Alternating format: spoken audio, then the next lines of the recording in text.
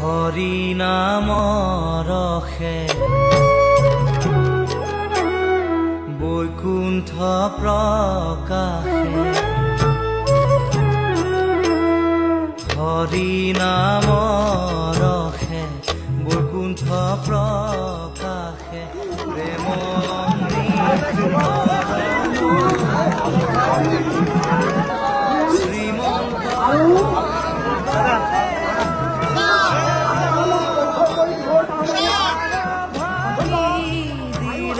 শ্ৰীমন্ত শংকৰে পাৰ ভাঙি দিলে বহে ব্ৰহ্মাণ্ড কভেদি